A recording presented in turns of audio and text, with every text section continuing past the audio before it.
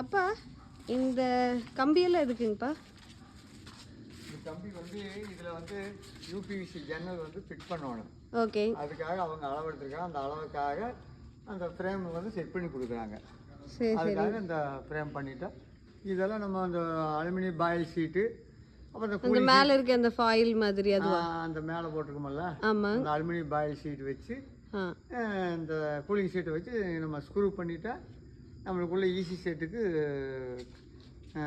காற்று வந்து உள்ளே வெளியே போகாமல். இது வந்து கூலிங் ஷீட்டு. அது முன்னாடி வந்து அலுமினியம் பாயில் ஷீட்டை வச்சு இதை வச்சு ஸ்க்ரூ பண்ணுவோம். சரி. அப்போ இந்த புழுக்கெல்லாம் எவ்வளோ நாள் ஆச்சு இப்போது? இந்த புழு வந்து நம்ம டெஸ்ட்டுக்காக எடுத்துகிட்டு வந்த புழு 3 நாள் ஆகிருக்கு. சரிங்க.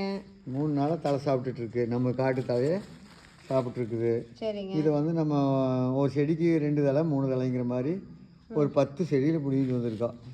தூரமாக போய் பிடிக்கிட்டு வந்து போடுறதுனால ஒவ்வொன்றா வச்சுட்டா அது சாப்பிட்டுக்கிட்டு இருக்குது. இது வேலை புழுவுகள் எல்லாமே ஆரோக்கியமாக வளர்ந்துட்டு இருக்குது. நல்ல வளர்ச்சி தெரியுது. இது கம்ப்ளைண்ட் இருக்கிற மாதிரி தெரியல. அதனால் பார்க்கலாம் அப்படிங்கிற மாதிரி நம்ம 3 நாளைக்கு தலை சாப்பிடுன்னு சொல்லியிருக்காங்க. சரி. அதுக்கப்புறம் கூடு கட்டுமா? அப்புறம் கூடு கட்ட ஸ்டேஜுக்கு வந்துடும் சொல்லியிருக்காங்க. புழு நல்லா சாப்பிட்ருக்குது.